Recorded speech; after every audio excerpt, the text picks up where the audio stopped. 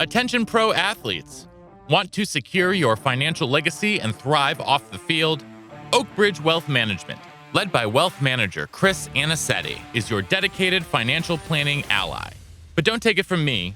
Take it from the Dallas Cowboys' Tyler Donovan.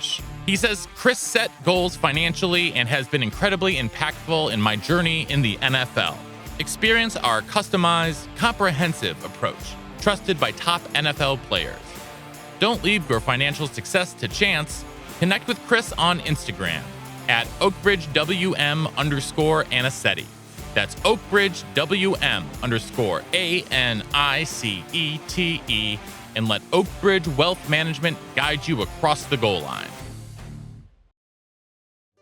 Bernstein again, big opening, pass 5, pass 10, Perko to man, and he goes all the way to the 15-yard line. 17 yards out the Welcome back to Believe in Badgers on the Believe Network, presented by BetOnline.ag and Oakbridge Wealth Management. Once again, I'm Matt Perkins, joined, as always, by Badger legend, the Hebrew Hammer himself, Matt Bernstein. Bernie, how are we doing today? Dude, every day on the podcast is a holiday, baby. We got a good one today. Really excited to reconnect with my guy, touchdown Tyler Donovan.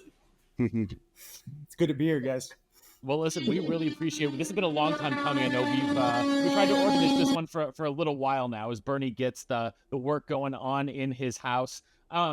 So yeah, like you said, everyone knows quarterback Tyler Donovan, one of my favorite players to watch. Absolutely, when I was in school, because getting to see Wisconsin have like a true dual threat quarterback was really fun.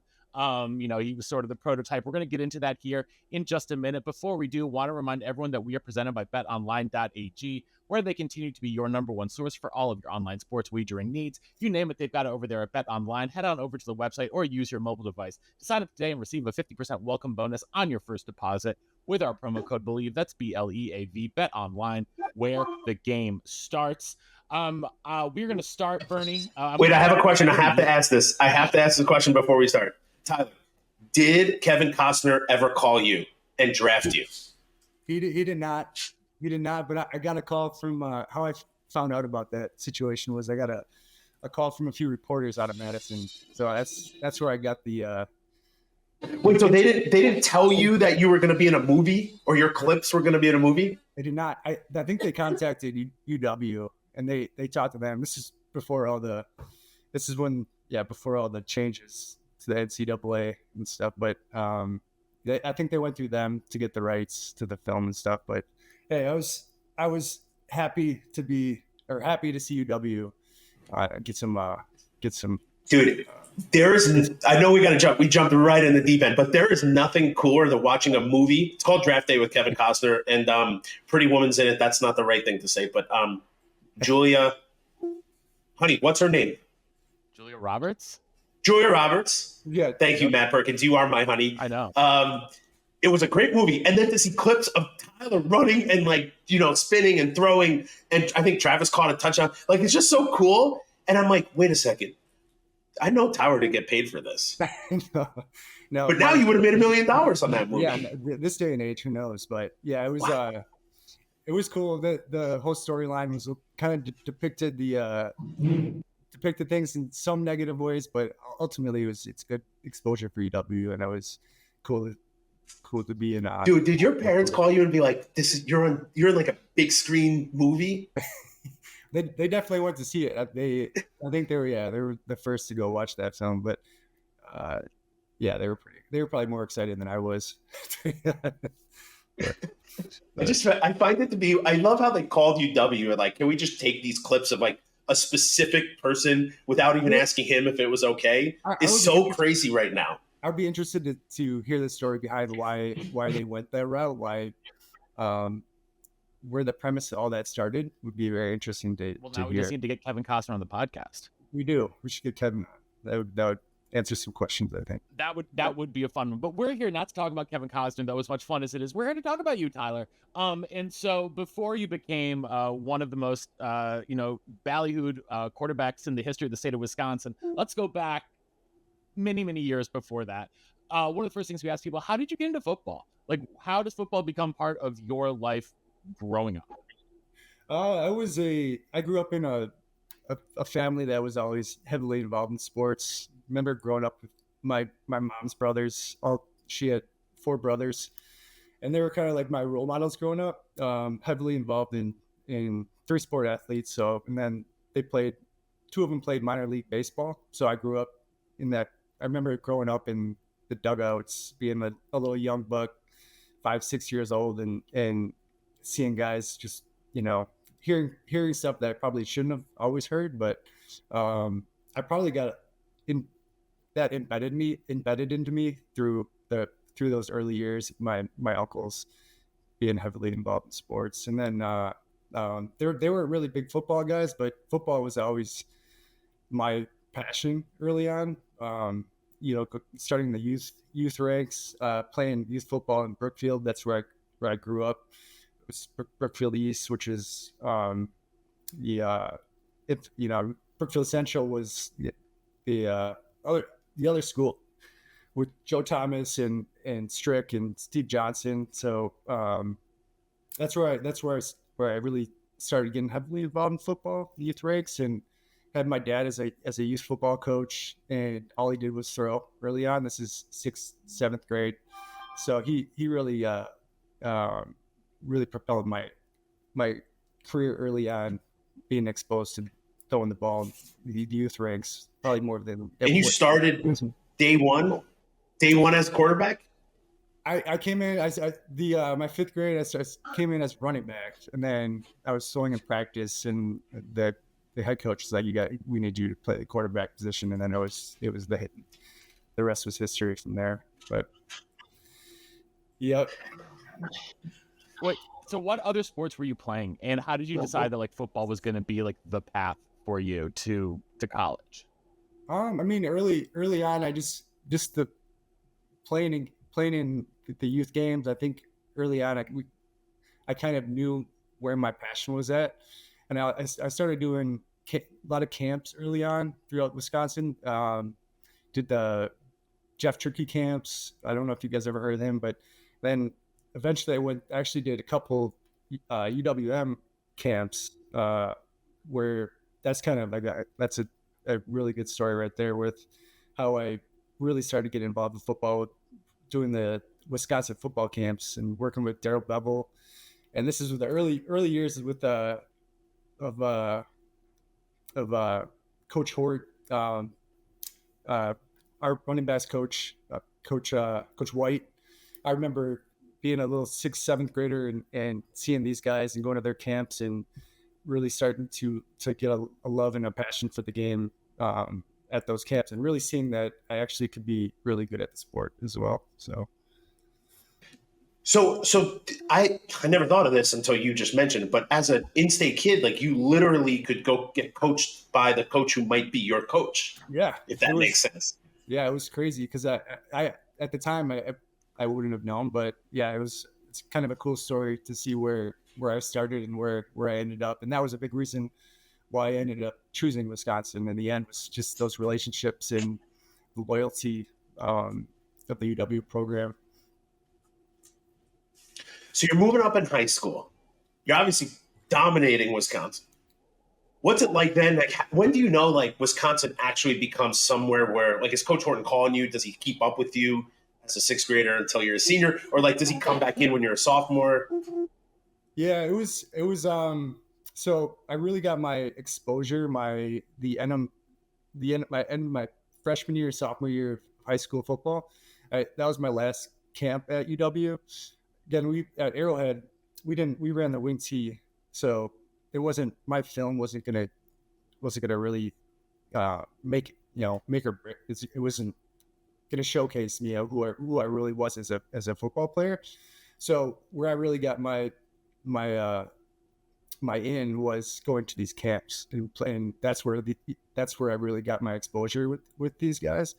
I started my sophomore year. I remember finishing that camp, and Coach Hort and Coach White and LV pulled me aside, and he said, would you ever want to be a Wisconsin Badger? And I was like, I was like, of course, yeah, it's my dream. And didn't think much of it. But then the summer after that, ended up getting a full ride scholarship. And that was before my junior year, so which was crazy because I didn't even have much on film yet. So it really told me something that these guys saw something in me, and yeah, dream was coming true.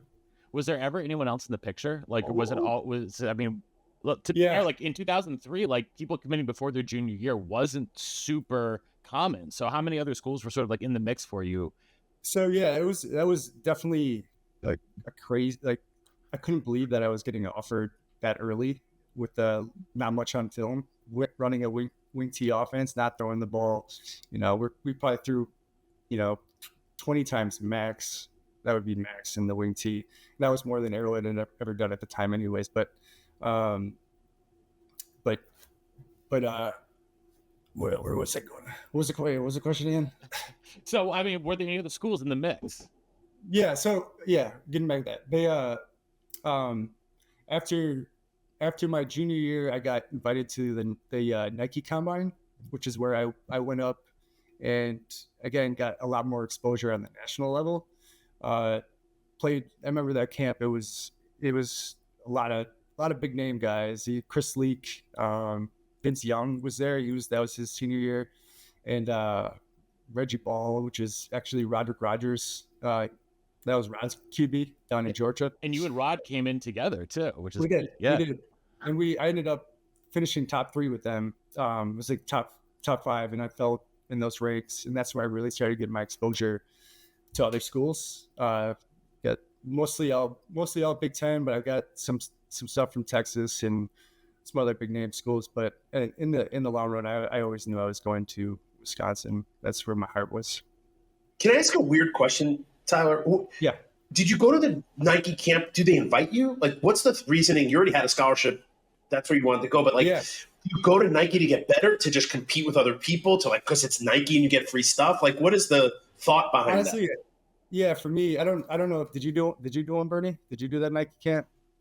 Dude, I was a fullback in a wing tee. Was invited to no camps. I was from New York. Dude, Westchester County, New York, although I think football is good there, nobody else does. So I was invited to not one camp. I went to Syracuse football camp because it was in New York State, and that's the one that, it's like that's your Hail Mary if you're going to go somewhere. The difference is your film was, I mean, I've never seen film of anybody like yours. Well, so it's a battering ram, and Coach White's like, this guy's just a physical monster. I'll take him to play. He's dumb enough to run through all these walls. I mean, I might as well take him. Right. But yeah. So was it to get more exposure at Nike, or was it just let me compete with these guys, or let me just go do something fun? It was more of I wanted to see where I was at from a competition level. I wanted to see if I could hold up with these guys. So it wasn't, and I also knew at that time my heart was with Wisconsin, but I also wanted to play the field a little bit and see what other options were out there at the time. But again, I was just going out there to compete essentially. Did any schools come in and you're like, oh wow, let me think a little bit even about this? I would say Iowa. Iowa was probably my second that I was really heavily looking into, and I also got one from Texas, which is I was pretty I wasn't expecting that, and that was number 3, and but other than that, it was I always knew like I said, it was Wisconsin that I was going to go to. Did you take any official visits anywhere else? I didn't. No. So good for you. I didn't either. Walk us through who's your host, to walk us through your official visit. Host was Jim Sorgi, and Jim was, I got more respect for that guy than anybody. He brought me under his wing early on. That recruiting trip, which was obviously, how those goes, that it was, I didn't need to be sold, but I was even more sold after that trip. Don't remember much, but he took me under his wing, and then even after the official visit, when I came into Wisconsin, that whole year, Sorgi was right there with me. I wouldn't probably have been who I was without that early year with him, just learning from him. Not so much on the field, but just off the field more on how to handle yourself. So yeah, Sorgi was he was a great guy, man. I was probably there. Yeah. I would love to have Sorgi as my host. I mean, I had a great bunch of host people, but Sorgi would have been one of the top people. He showed me a good time. You remember his apartment was above right next to like that Rocky Rococo's above there's like a little It was above yes, it was a Korean restaurant. He lived with Kleber right above it. up there. Yep. Right across from McDonald's. Oh yeah. Yeah, right. Yeah. Yeah. Of course, Bernie, your I love that landmarks guy. of food. Yeah. There are food or bars. Are there any other landmark and Camp Randall? Like I don't have any other. They took that Rocky Rococo's is gone now. So much has changed in Madison now. It's like I go back and I don't even. It's just like completely. Tyler, you would have left college with a bank account in the seven figures, probably. Matt Perkins, tell me if I'm wrong. Oh yeah, starting quarterback for NIL deals at this point. Yeah, it would have been a very different time. It is crazy these days. You also I also imagine. I mean, let's talk about it right now because we're talking about recruiting. Because recruiting nowadays, like, if you are like you were a 4-star kid and all these recruiting services, right? You know, as a nerd who follows recruiting like very heavily, like, you know, even back then I knew like Tyler Donovan is like the man, one of the top 5 quarterbacks in the country. Right, going to be coming to Wisconsin. I'm excited.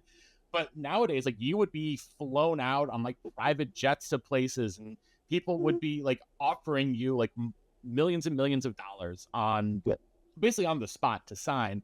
What have you been following this, and like sort of what are your thoughts on that? And do you think that how would that have changed you when you were going through the process? here and there? I mean, I think I kind of have mixed feelings with that personally. I think it's changing college football, and there's definitely some positive in some of this, but you know, I do think there are some negative sides to it as well. But it's definitely changing the way the approach of the college game and the recruiting and all that goes into that. I just hope it isn't all about the money in the long term, and the, you know, college keeps the integrity and the sportsmanship and everything that's made college football so great through the years. You know, you look at Saban. You know, Saban was like, "I'm done. I'm not dealing with this." Because I mean, Alabama's probably on a whole nother level, but essentially it can be the same at all colleges. It's definitely changing things, so to say the least. Wait, Tyler, to backtrack though, the culture was, think about it. You came in, Sorgi was there, Shabert was right under the year next, then you had Stocco. Yep. And then you were coming in. I don't know if anyone else was in that room. Yeah, it was yep, after it was yes, Storage, Shades, Stocco, and then I came in. Yep, and then B Savage came in after me on that. Right. But you got to think like that's the culture of coming into a room with dudes that every year now almost kind of set up. Yep. But still doing it because you wanted to do it. Dude, you still waited. You know, Sorgi graduated, Shabert eventually graduated. Stocco was started for 2 years, and then it was your turn, if that's the right use. Yep. And then you showcased how great, and then you played phenomenal. You know, like that culture to me is what we're losing. Is like somebody sticking around at the place they should be at. You know, Tyler, Texas could have said, "I'll give you $1 million." You could be Johnny Manziel right now, or you could be Tyler Donovan with head on his shoulders, owning a house, having a family. So like, but to like go through that mindset of like, I'm going to go compete, and I might wait a couple years. Like, what's your thought on that? Yeah, I think early I knew the, you know, Stocco got after. That was the Sorgi left, and then there was a little bit of a battle between Shabes and Stocco and myself thrown in there. I was still a young buck, so you know, my biggest thing early on was I was transitioning out of a wing T offense in high school, so it, you know, from the get go, my transition probably took a little bit longer for me to get ready for the actual college game. You know, wing tees, I mean, you got one receiver, it's one set. It's rarely you're an X and Y, you have a 2 wide receiver set. So it took me some time to get adjusted to the college game, the passing and the terminology and all that. But essentially, you know, I got some, you know, I got some, and basically I got into some competitive battles early on, and Stocko took the reins and he earned it. And I was fortunate to sit back and learn a lot from Stocko, the way he played, the way he managed games. He was a winner, competitor, like Bernie, you know. I mean, he was did a lot to win games for the Badgers, and you know, it was basically just when my number was finally called, you know, I was ready to go. I was ready to step up for the team and showcase what I could do. But nowadays, you might not have done that. So, like, you literally stuck with it. That's a great point. I mean, you don't see my story just wouldn't happen in the college game today. People will transfer in a heartbeat. And when we were playing, if you transferred, you're losing a year. You're sitting out for a year. So that kept a lot of times that wasn't even a thought for players. Now it's just it's easy. It's almost too easy. So when you first when you first get to UW, and I assume you're playing scout team during your freshman year, and what was it like? So I'm really thinking 2003. So you would have been going against Bernie, who was on that defense in 2003. You still had that incredible defensive line. Everyone, the studs of the studs, Jefferson and Hawthorne. So you're going up, you know, all Americans, especially on defense, every day in practice. Alex Lewis. That was a whole nother element to what really got me ready. I was scout team. I wouldn't take that back for anything, because you're going up against the best of the best. Monday through Friday, and I just remember them getting, because I went hard in scout team, and I probably pissed off a lot of guys doing it, but essentially that's where I knew I needed to kind of keep growing as a college player, especially you know being a little bit filtered in the wing T offense in high school. So I took full advantage of that. I knew that was an opportunity for me to get better as a player, and eventually, you know, get ready to be and, you know, compete for that starting role. What was the hardest part about being on that scout team? Was it having to basically learn all these different plays for a different team and then your own playbook, or going against these guys, like the mental, the physical, like the emotional? Like, what was the toughest part about being a scout team quarterback? Playbook was easy. They literally pull up cards for you to run a play. But I would say that defensive line, man, we had a stacked defensive line, and they would go at you even in scout team. So I remember it got pretty physical at times, which was that was probably good for me and as well as all the other scout team players. But I remember towards the end of that year and having a few of them come up to me and be like, you know, we might have given you a hard time at times, but essentially, you know, you made us better this year. And that meant a lot to me to hear from some of those guys. Dude, you're talking about 2003 is one of the best. So 2004 is one of the best defenses we've ever had. But 2003, those guys were all there. You're throwing against some of the best defensive backs. We had almost all the same linebackers, and then the D-line was unreal. Right, yeah. With Alex Lewis, I think, was there in 2003. Yep. And you had Anton, you had Jason Jefferson. Erasmus, J-Dub, Jonathan Welsh. Some studs.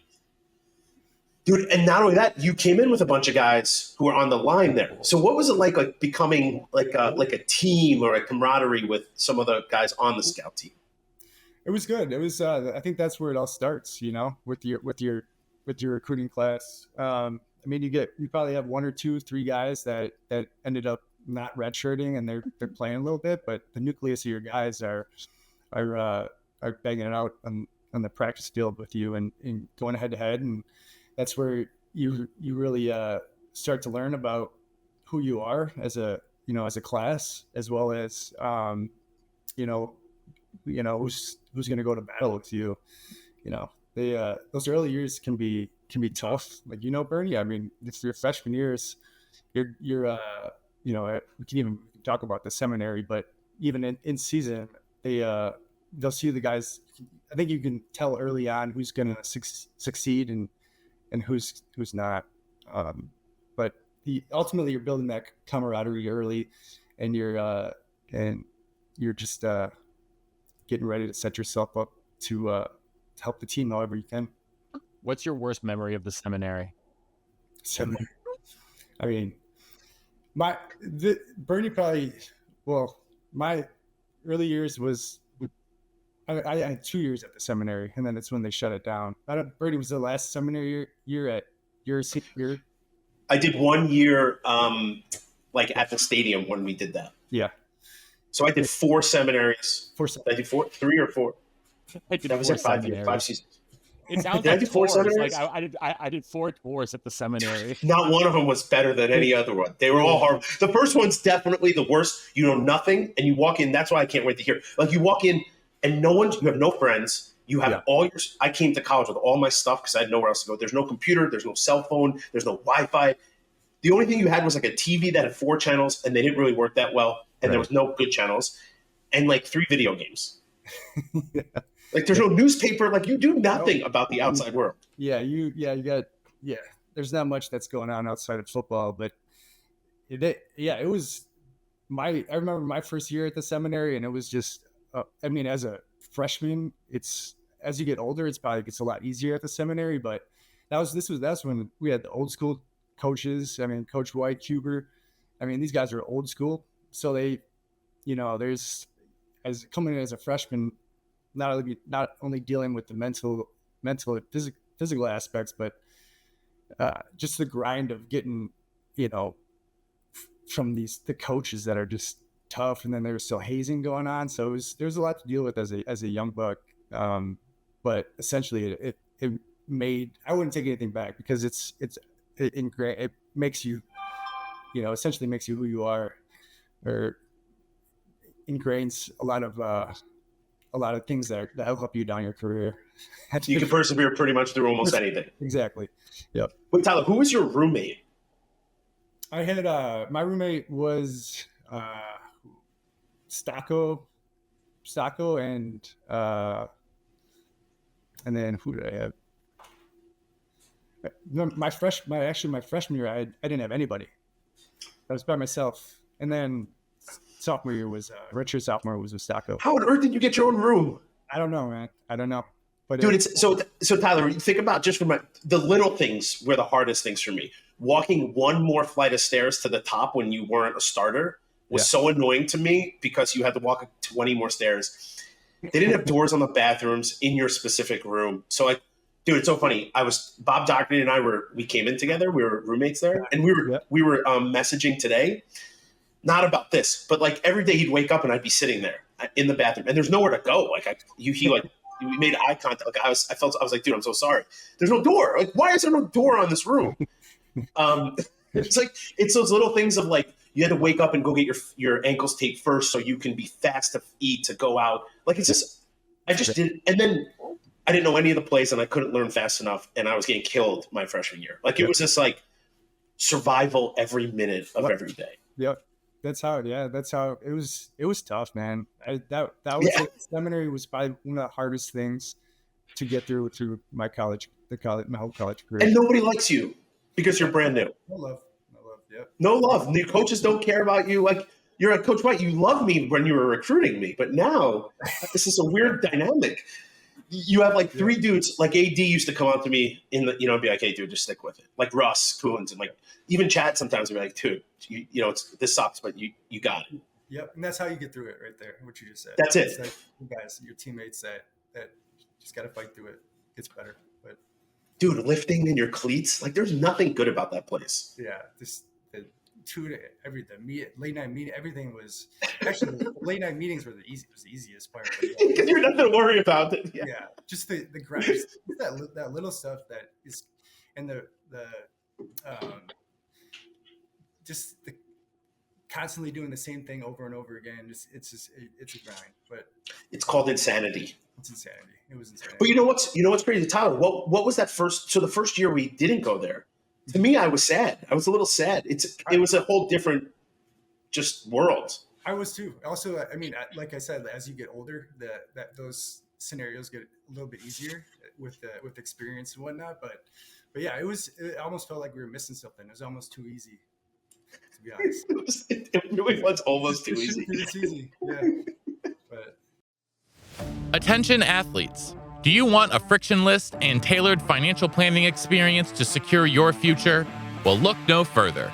Introducing Oak Bridge Wealth Management, the premier financial planning firm for professional athletes. Led by wealth manager Chris Anicetti, our team provides a unique and comprehensive approach, ensuring your financial success both on and off the field. We understand the unique challenges you face as a professional athlete, from managing cash flow habits to planning major business purchases and navigating complex contracts. That's why we've developed a proven process, working closely with our strategic partners to provide seamless solutions for your unique financial journey.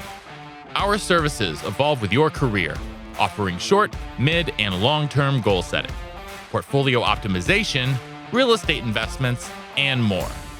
As you transition to life beyond the field, we support you with career development and philanthropic ventures. But don't just take our word for it. Top NFL players like Chase Boulier, Tyler Biotish, Alec Ingold, and more trust Oak Bridge Wealth Management to guide them towards financial success. Troy Dye of the Minnesota Vikings says, I really love the work that Chris and the rest of the Oak Bridge group do. I especially like the honesty and transparency when it comes to setting up financial goals and plans that best fit my needs and situation. It's time to elevate your financial game plan. Connect with Chris on Instagram at oakbridgewm_Anicetti. That's oakbridgewm_ANICETE.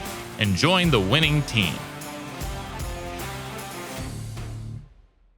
So one of the guys that you came in with was someone obviously that you faced a ton in high school, Joe Thomas, who recently is, NFL Hall of Famer and, widely considered one of the greatest players of all time. And obviously, because you guys growing up competed against each other in football, then you go to college together.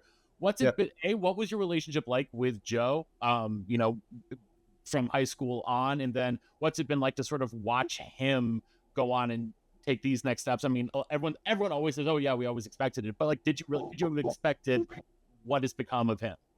I mean, to a degree, yes. I mean, Joe was always a standout guy and just, deserves everything and more than what he's accomplished. But we early on, I even played AAU basketball with Joe, like back in the Brookfield days before I moved out to Arrowhead. And he was always dominating everything he did, on just another level. But Joe's like a special human being. What he's been able to accomplish is nothing short from extraordinary. And it's been fun to see his path even after he's retired now, and seeing how everything that he's doing. I love to watch him when he was doing the Thursday night football.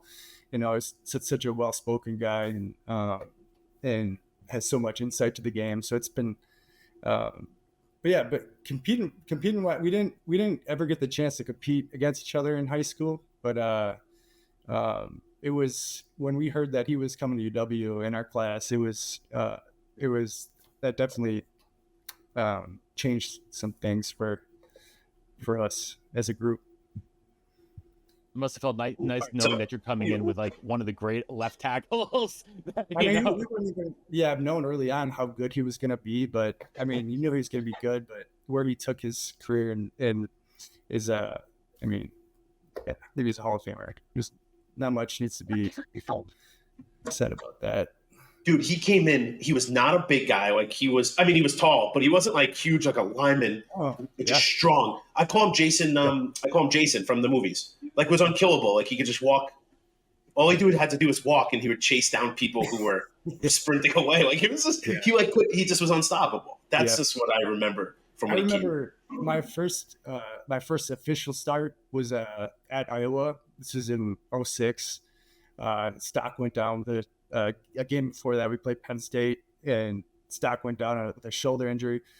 And that was like my first time to experience the wrath and I should say of for having a left tackle as good as Joe Thomas was. Like literally remember being in that game and expecting pressure and just not having it.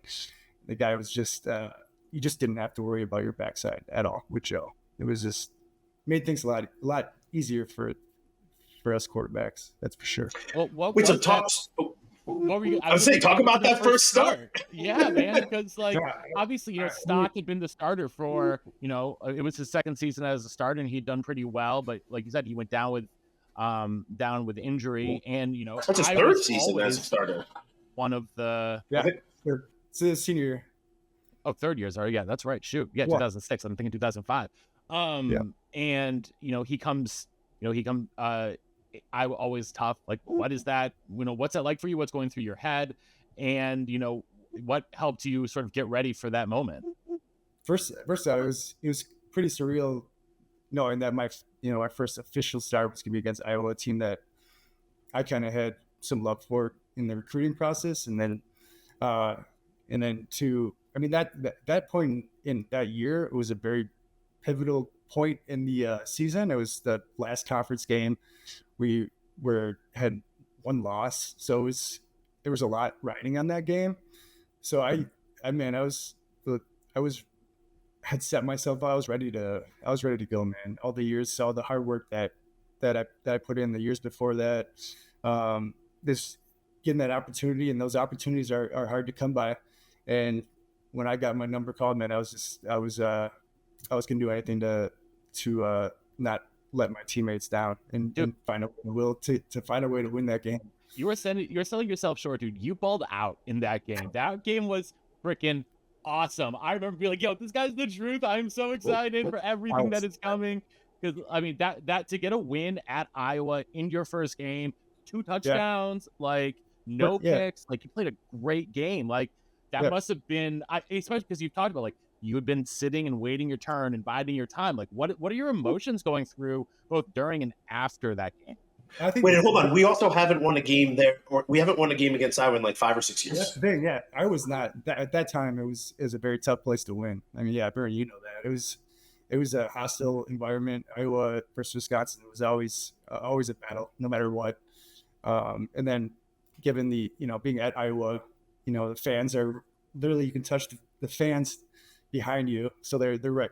You can hear everything they're saying, but I think early on through that week, I just kind of stayed calm, cool, and collected, knowing that just put my work in, and obviously you take as you get your reps as a starter, you become a lot more confident. So that whole week really helped me, and Coach Chris was an amazing offensive coordinator that just found ways to adapt and build a scheme or a plan around his players. He did that for everybody, Stock, and then we changed some things up in that game that kind of encompassed my game a little bit more to make me confident. And then when it was go time, man, it was ready to showcase really showcase my teammates what I was all about. And that was winning football games, being a playmaker and competing, man. It's all about competing. Dude, Tyler, did you have any like pregame? Like, what did you do pregame? Like, what was your like lead up to kickoff? Lead up to, man, it's been a while, but pregame, man. I was just honestly, I didn't do like in terms of like getting yourself like prepped up, like music wise or anything, or man, I just no. Like, you woke up. What time did you wake up? Did you like run to get food? Did you just chill? Did you skip breakfast? If I remember right, I think I made it just like any other regular day. I didn't want to just like it is a game day, so I didn't want to make too much of it. So I wasn't, I just wanted to be in my right, find a place where I could get in my right mindset to go in and put the team in the best position to win a football game. And it was I just remember being just really zoning in and thinking about seizing the opportunity and knowing what was on the line and finding a way that I needed to come up big for my teammates. Dude, how do you get juiced up for the 11 a.m. game, though? Yeah, it was. Was that? I'm not sure if that was an 11 a.m. game. It might have been 11. No, not that. I'm just saying in general, like Yeah. the 11. Like Those are the worst. Those are they're tough. the worst. Yeah.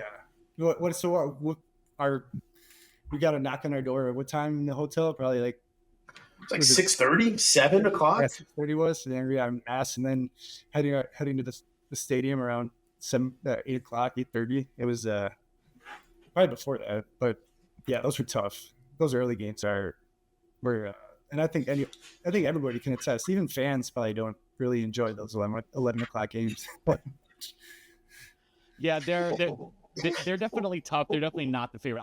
But I will say that Iowa game, I drove down for my best friend's from Iowa City, so I was at that game. Yeah, so we drove down. And he was also, I think he was my roommate at that time too.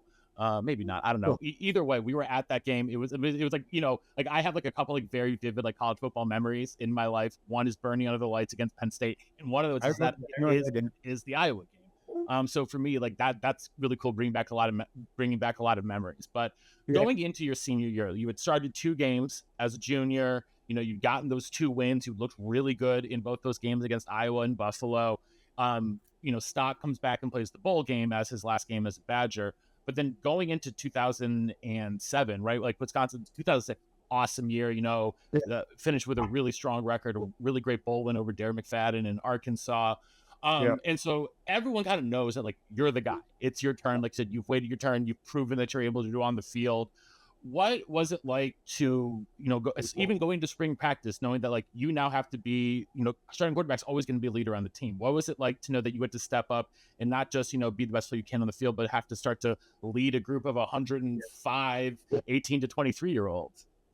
Yeah, I mean, well, first up, I was lucky to play behind a lot of good players, like not just at the quarterback position, but at all positions. People like Bernie, there's a lot of people that you learn through the way. So it kind of made things easier when that time comes. But we all know once you get to that point that when it's your time, you got to step up to the plate and be that guy.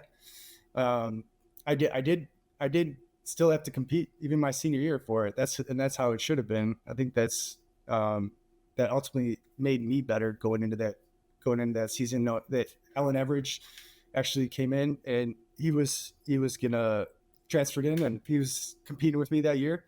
And that I wouldn't take anything back from that either, because that pushed me through camp to keep getting better and knowing that nothing is given to you. You still gotta, doesn't matter what you did the year before, you still gotta earn things. And I only had 3 games of true raw starting games. So I still had a lot to prove. But I went in and came with that mindset that I was going to take this position and I was going to compete and come Saturdays, I was going to do exactly what I did in that Iowa game. That's do anything you can, find ways to win football game. See, it's funny. Like Tyler's such a cool, calm, like quiet person, even outside, like in the locker room, and like when we would go out to the bars and like anywhere you'd be, like even if he had a couple adult sodas, he wasn't getting loud. Like he wasn't obnoxious like me. It's always like this cool. But in the huddle, like people respected you. People respected Tyler because we understood what that road was, what that journey is. Nothing is given. And even older dudes who played a lot of football like me and some other guys, like we're just in there like when Tyler's talking, like we're shutting the hell up. Yeah. So like, I always love that about you, like your persona on the field and off the field. I wouldn't say way different, but just much different in the huddle presence versus like we're just sitting at a bar presence. Yeah, that's how. I mean, when the lights came on, I was always known. I was probably more of a gamer than I was when the lights turned on. There was a switch kind of turned on with me, and I think a lot of my younger years, I don't think a lot of guys actually got to see that. Bernie, you probably didn't get to see as much as you probably could have once I eventually started getting some more time. But when the lights turned on, man, it was another turn the switch on, and you gotta. It was a whole nother probably another Tyler that came into play for sure.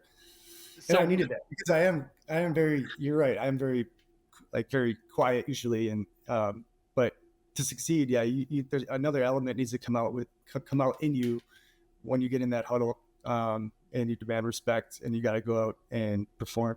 What's the biggest difference between on the field Tyler and the Tyler we're talking to right now? Shoot, I would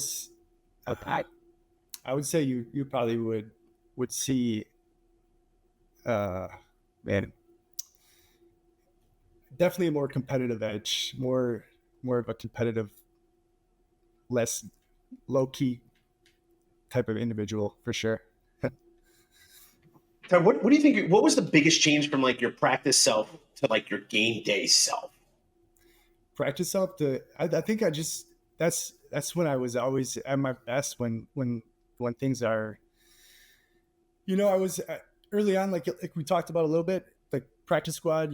Early on I was on that element of my career I treated that like it was a game, and then through the middle stages of my career, my sophomore, redshirt sophomore, redshirt freshman, redshirt sophomore year, I almost kind of got complacent a little bit because it got easy. I mean, Stocko had the role. He was doing his thing, and so I got a little complacent. But then when it came my time, it was I was going to give everything I could. I just think like your athleticism shined like times 10. Like you really, everything was just like cool and collective in practice, learning, figuring things out, and then at the game, not just unleashing it like we all did, but like just I don't know. It's like my video player in my head that plays like old film is just like, man, Tyler was like doing spin moves and juking people and like throwing the ball and making crazy plays. And granted it's practice, so you don't always do that, but like. It just seemed like your game elevated by so much more than, maybe a lineman or a fullback or somebody. Yeah, that's where, I mean, like early in my career, that's first of all, that's the type of football player I always was. So like when I was always a dual threat, wanted to get on the edge. It was, if I had a yard to get and it meant taking on a big hit, I was going to do it. That's just the type of player I was going into it. And I tried to find ways to elevate my game through that athletic side of things, because that's where I was at my best, I think. So we've only got a couple minutes here left, but I want to sort of move, talk about sort of your bigger experience at UW in general, because UW, as everyone who comes on the show says, is a unique and a special place. When you think about your life in Madison and your career in Madison off of the field, what are some of like the things that like stand out or that you always come back to? Some of the things that like experiences. Yeah. Man, going back, just first off, the teammates. You never forget your teammates. I would say that's at the root of everything. And I mean, you got relationships that I still have today from my guys. I'll never. That's one thing I'll never forget. Outside the whole Madison, how great the campus is, how beautiful things are. Saturdays, I remember most my those teammates, those guys that you went to spill blood for sure. And so, one of those teammates. I remember all those. I'm just saying, I remember all those, like, even, this is what, now 10 years ago? Maybe 10 years ago. We would go to every St. Patty's Day with you guys and go and hang down. It'd be Posiak would come in, Kleber, like a lot of dudes would show up at your house or your apartment in Chicago. It was a lot of fun, dude. So I agree. Just to piggyback on what you're saying is like that camaraderie, it's impossible to take away. Yes. It is. Yeah, and I think that's something that everyone sort of like talks about. It's like that's the thing that people miss more than the competition on the field is the camaraderie from the locker room off the field is impossible to replicate. I mean, that's what you're playing for more than coaches and the university. You're playing for your guys more than anything, I think. So I love that. because it's 100% the truth. Yeah. Like even like the struggling on the state, like on doing the stadiums, like all the stuff that sucked. You just like, even like when we were at the seminary or even at camp, you just remember funny things that you and your dudes were doing together. I don't like, yes, you remember all the things that sucked, but like the funnier parts are the things that you were doing with your guys. Yep. Either leg circuits or just, I don't know, just even though all that stuff really sucked, Absolutely. you were doing with the same dudes, and it was just kind of, you joked a lot about it. Everyone was going through it. Everyone was hurting. Yeah. Nobody cared if you were getting MF'd. Nobody cared if somebody else was getting MF'd. Like nobody cared about any of that stuff. It's just, dude, it's very special, is what it is. Yep. Well, Bernie mentioned St. Patrick's Day in Chicago. And as St. Patty's Day comes up, though, I need to ask, so what are you doing now? You're still in Chicago land. You're still in the Chicago area. Where is your post-football career taking you, and how'd you get into what you're doing these days? So I came down after my stunt in the CFL. I played in Edmonton Eskimos and Calgary for the first year. And then immediately after that, I moved down to Chicago. I got recruited into a job in the private equity field. So I did a management fellowship with Cancer Treatment Centers of America, where essentially they push you to a management role rather quickly. So I was very fortunate to have the opportunity to do that. And then I fell into their sister company, which is International Capital Investment Company, that they're essentially fell under their umbrella on the real estate investment side of things. So that's what I did from 2012 to up to 2020. And then now I'm in a consultant role with the same company doing development, doing mixed use, some residential development side stuff. So I do the project management as well as oversee the whole portfolio management of things. So keeps me busy. Sounds like it. No Sounds say. like it. So what do you think? We have 5 minutes left. I can give you one more. What do you think of the Badgers today? Like, what are you excited about the team for today? Not for today, but as in this time period. I think the future is bright for them. I think I like what I'm seeing out of Fickle. I think he's got it's early on. It's this last year. I don't think it was like a year that anybody's celebrating, but I think he's bringing in his guys. He's going to get his identity. A lot has changed since our years. We were ground and pound, man. Our identity as an offense was pretty different from what it is today. I think he's still trying to integrate some of those things that we did in the past, but I like the draft. I think it's going to be interesting to see once he gets his guys in, how things progress with the team. And I think there's a great tradition at Wisconsin. It's going to be hard to not succeed. He just has to stick with it, and I think get the right guys in, get the right recruits in, and keep building off of what he started. And they got a lot of good guys in there. Looks like they brought out some new coaches that I like, and they just gotta stick with it, man. There's a lot of good that's happening with under Coach Pickle, and I think good things are gonna happen soon. Well, we're actually going to have Coach Blazek, the new offensive line coach, here on our next episode, which is Cool. which will be fun. But got to ask you real quick. You grew up playing a wing tee and then played in a power offense in college. How do you think you would have done in a wide open spread offense where you were asked to do a little bit of read option, everything out of the shotgun? How do you feel like you would have done in that system? That definitely would have elevated my game for sure. But that's Coach Chris, going into my senior when he kind of adapted the offense around me a little bit more, we did a lot more sprint out and a lot more play action stuff than a lot probably remember. But yeah, I probably would have thrived a little bit more. You would have been a beast. We didn't even do shotgun my senior year, which I don't know why we didn't, but it would have helped me a lot. I'm a 6'1" guy, so it's tough to always see over those 6'8", 6'7" offensive linemen, but it would have helped for sure. Well, I mean, He would have personally, been you know, when I yes. played the NCAA video game, you playing as you, I would always switch the Wisconsin offense to an option offense because you were like one of the fastest quarterbacks in the game. So again, undefeated there, especially with college football, NCAA football coming back for EA Sports. I'm very excited about that. I might even have to to buy a PS5 I'm gonna buy just it. to play I'm it. gonna buy a copy for sure. Oh. I got it. That brings back those bring back some good memories. That game right there, man. That was the goat of all games for sure.